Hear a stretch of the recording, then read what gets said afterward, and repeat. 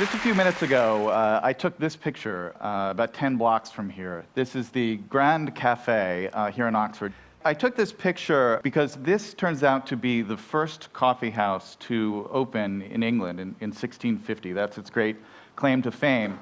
And I wanted to show it to you not because I want to give you the kind of, Starbucks tour of historic England, but rather because the English coffee house was crucial to the development and spread of one of the great intellectual flowerings of the last 500 years, what we now call the Enlightenment. And the coffee house played such a big role in the birth of the Enlightenment, in part because of what people were drinking there, right? Because before the spread of coffee and tea through British culture, what people drank, both elite and mass folks drank day in and day out from dawn until dusk, was alcohol, right? Alcohol was the daytime beverage of choice. You would drink a little beer with breakfast and have a little wine at lunch, a little gin, particularly around 1650, and top it off with a little beer and wine at the end of the day. That was the healthy choice, right? Because the water wasn't safe to drink. And so effectively, until the rise of the coffee house, you had an entire population that was effectively drunk all day.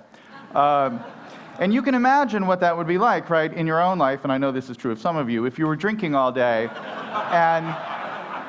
and then you switched from a depressant to a stimulant in your life, you would have better ideas. You would be sharper and more alert. And so it's not an accident that a great flowering of innovation happened as England switched to tea and coffee. But the other thing that makes the coffee house important is the architecture of the space.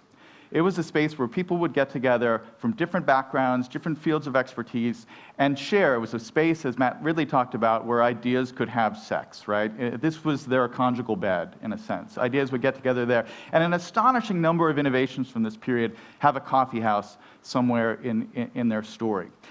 I've been spending a lot of time thinking about coffee houses for the last 5 years because I've been kind of on this quest to investigate this question of where good ideas come from. What are the environments that lead to unusual levels of innovation, unusual levels of creativity? What's the kind of environmental, what is the space of creativity? And what I've done is I've looked at both environments like the coffee house, I've looked at like media environments like the World Wide Web that have been extraordinarily innovative.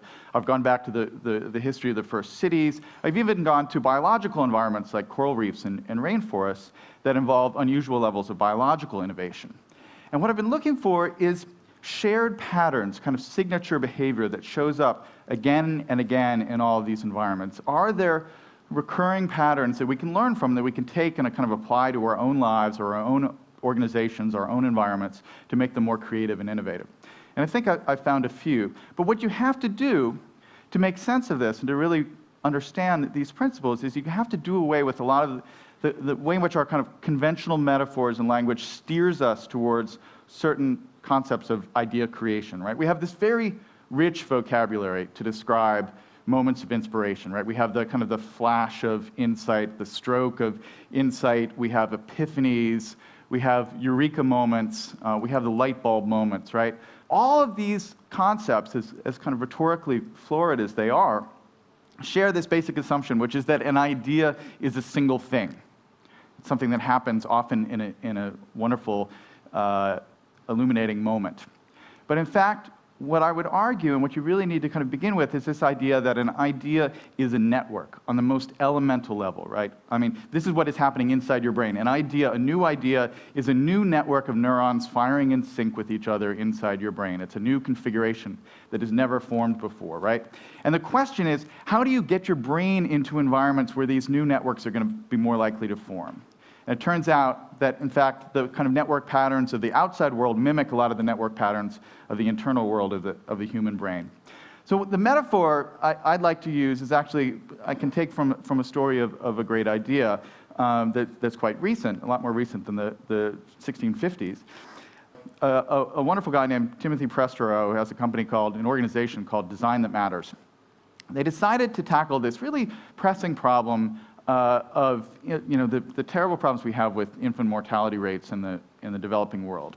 One of the things that's very frustrating about this is that we know by getting modern neonatal incubators, into any context, if we can keep premature babies warm, basically, it's very simple. We can have infant mortality rates in those environments. So the technology is there. We have these are standard in all the industrialized worlds. The problem is, if you buy a $40,000 incubator and you send it off to a mid-sized village in Africa, it will work great for a year or 2 years, and then something will go wrong, and it will break, and it will remain broken forever.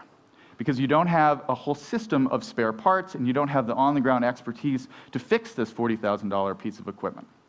And so you end up having this problem where you spend all this money getting aid and all this advanced electronics to these countries, and then it ends up being useless. So what Prestro and his team decided to do is to look around and see what are the kind of abundant resources in these developing world contexts. And what they noticed was they don't have a lot of DVRs, they don't have a lot of microwaves, but they seem to do a pretty good job of keeping their cars on the road, right? There's a Toyota 4Runner on the street in all these places. They seem to have the expertise to keep cars working. So they started to think, could we build a neonatal incubator that's built entirely out of automobile parts? And this is what they ended up coming with. It's called the NeoNurture device. From the outside, it looks like a normal little thing you'd find in a modern Western hospital. In the inside, it's all car parts. It's got a fan, it's got headlights for warmth, it's got door chimes for alarm, it runs off a car battery. And so all you need is the spare parts from your Toyota and the ability to fix a headlight, and you can repair this thing. Now, that's a great idea, but what I'd like to say is that, in fact, this is a great metaphor for the way that ideas happen. We like to think our breakthrough ideas, are like that $40,000 brand new incubator, state-of-the-art technology. But more often than not, they're cobbled together from whatever parts that happen to be around nearby. We take ideas from other people, from people we've learned from people we run into in the coffee shop, and we stitch them together into new forms, and we create something new. That's really where innovation happens. And that means that we have to change some of our models of kind of what innovation and deep thinking really looks like, right? I mean, this is one vision of it. Another is Newton and the apple. This is a statue, though Newton was at Cambridge, this is a statue from Oxford, where you're sitting there thinking a deep thought and the apple falls from the tree and you have a theory of gravity. In fact, the spaces that have historically led to innovation tend to look like this, right? This is Hogarth's famous painting of a kind of political dinner at a tavern, but this is what the coffee shops looked like back then. This is the kind of chaotic environment where ideas were likely to come together, where people are likely to have kind of new, interesting, unpredictable collisions, people from different backgrounds. So if we're trying to build organizations that are more innovative, we have to build spaces that, strangely enough, look a little bit more like this. This is what your office should look like. It's part of my message here. And one of the problems with this is that people are actually, when you research this field, people are notoriously unreliable when they actually kind of self-report on where they have their own good ideas or their history of their best ideas. And a few years ago, a wonderful researcher named Kevin Dunbar decided to go around and basically do the Big Brother approach to figuring out where good ideas come from. He went to a bunch of science labs around the world and videotaped everyone as they were doing every little bit of their job. So when they were sitting in front of the microscope, when they were talking to their colleagues at the water cooler and all these things. And he recorded all these conversations and tried to figure out where the most important ideas, where they happened. And when we think about the classic image of the scientist in the lab, we have this image, they're poring over the microscope and they see something, in the tissue sample and, oh, eureka, they've got the idea. What happened actually when Dunbar kind of looked at the tape is that, in fact, almost all the important breakthrough ideas did not happen alone in the lab in front of the microscope. They happened at the conference table at the weekly lab meeting when everybody got together and shared their kind of latest data and findings. Oftentimes, when people shared the mistakes they were having, the error, the noise, and the signal they were discovering. And something about that environment, and I've started calling it the liquid network, where you have lots of different ideas that are together, different backgrounds, different interests, jostling with each other, bouncing off each other. That environment is, in fact, the environment that leads to innovation. The other problem that people have is they like to condense their stories of innovation down to kind of shorter time frames. So they want to tell the story of the eureka moment. They want to say, there I was standing there and I had it all suddenly clear in my head. But in fact, if you go back and look at the historical record, it turns out that a lot of important ideas have very long incubation periods. I call this the slow hunch. We've heard a lot recently about, kind of hunch and instinct and kind of blink-like sudden moments of clarity. But in fact, a lot of great ideas linger on, sometimes for decades, in the back of people's minds. They have a feeling that there's an interesting problem, but they don't quite have the tools yet to discover them. They spend all this time, kind of working on certain problems, but there's another thing lingering there that they're interested in, but they can't quite solve. Darwin is a great example of this. Darwin himself, in his autobiography, tells the story of coming up with the idea for natural selection as a classic eureka moment. He's in his study, it's October of 1838, and he's reading Malthus, actually, on population, and all of a sudden, the basic algorithm of natural selection kind of pops into his head, and he says, at last, I had a theory with which to work. That's in his autobiography. About a decade or two ago, a wonderful scholar named Howard Gruber went back and looked at Darwin's notebooks from this period, and Darwin kept these copious notebooks where he wrote down every little idea he had, every little hunch. And what Gruber found was that Darwin had the full theory of natural selection for months and months and months before he had his alleged epiphany reading Malthus in October of 1838. There are passages where you can read it and you think like you're reading from a Darwin textbook from the period before he has this epiphany. And so what you realize is that Darwin, in a sense, had the idea, he had the concept, but was unable to fully thinking it yet. And that is actually how great ideas often happen. They fade into view over long periods of time. Now, the challenge for all of us is, how do you create environments that allow these ideas to have this kind of long half-life, right? It's hard to go to your boss and say, I have an excellent idea for our organization. It will be useful in 2020. Could you just give me some time to do that? Now, a couple of companies like Google, they have innovation time off, 20% time, where in a sense, those are hunch cultivating mechanisms in an organization. But that's a key thing. And the other thing is to allow those hunches to connect with other people's hunches. That's what often happens. You have half of an idea, somebody else has the other half, and if you're in the right environment, they turn into something larger than the sum of their parts. So in a sense, we often talk about the value of protecting intellectual property, building barricades, having secretive R&D labs, patenting everything that we have, so that those ideas will remain valuable and people will be incentivized to come up with more ideas, and the culture will be more innovative. But I think there's a case to be made that we should spend at least as much time, if not more, valuing the premise of connecting ideas and not just protecting them. And I'll leave you with this story, which I think captures a lot of these values, and it's just a wonderful kind of tale of innovation and how it happens in unlikely ways. It's October of 1957, and Sputnik has just launched. And we're in Laurel, Maryland, at the Applied Physics Lab associated with Johns Hopkins University. And it's Monday morning, and the news has just broken about this satellite that's now orbiting the planet. And of course, this is nerd heaven, right? There are all these physics geeks who are there thinking, oh my gosh, this is incredible, I can't believe this has happened. And two of them, two 20-something researchers at the APL, are there at the cafeteria table having an informal conversation with a bunch of their colleagues, and these two guys are named Geyer and Weifenbach. And they start talking, and one of them says, hey, has anybody tried to listen for this thing? There's this man-made satellite up there in outer space. It's obviously broadcasting some kind of signal. We could probably hear it if we tune in. And so they ask around to a couple of their colleagues, and everybody's like, no, I hadn't thought of doing that. That's an interesting idea. And it turns out Weifenbach is kind of an expert in microwave reception, and he's got a little antenna set up with an amplifier in his office. And so Geyer and Weifenbach go back to Weifenbach's office, and they start kind of noodling around, hacking, as we might call it now.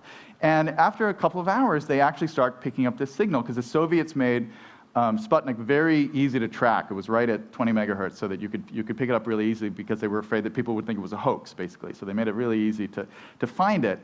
And so these two guys are sitting there listening to this signal, and people start kind of coming into the office and saying, wow, that's pretty cool. Can I hear? Wow, that's great.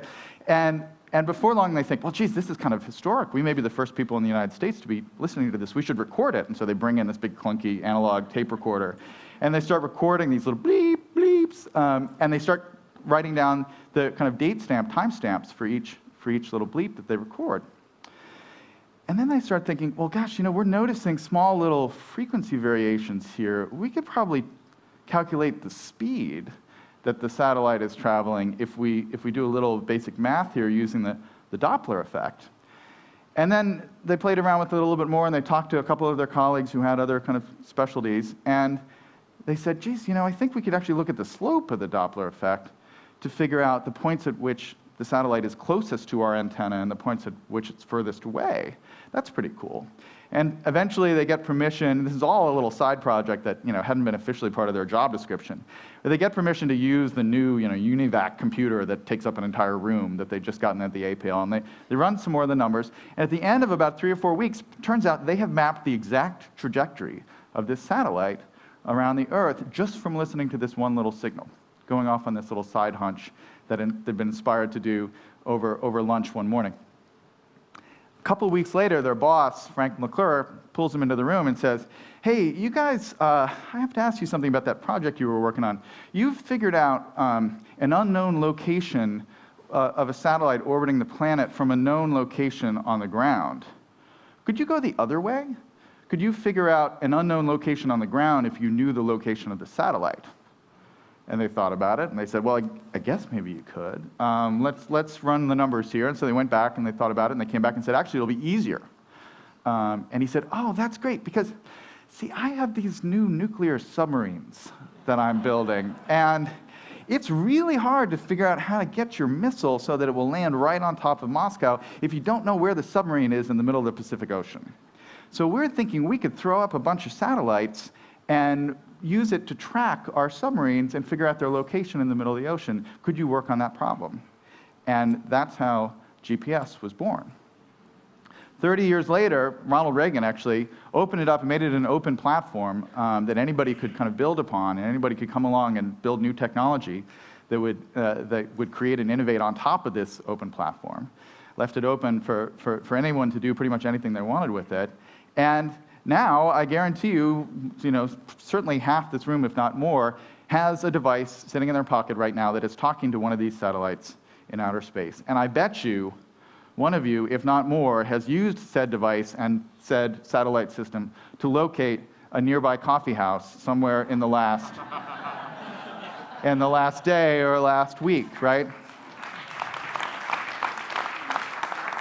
And that, I think, is a great case study, a great lesson in the power, the marvelous kind of unplanned, emergent, unpredictable power of open, innovative systems. When you build them right, they will be led to completely new directions that the creators never even dreamed of. I mean, here you have these guys who basically thought they were just following this hunch, this little passion that had developed. Then they thought they were fighting the Cold War, and then it turns out they're just helping somebody find a soy latte.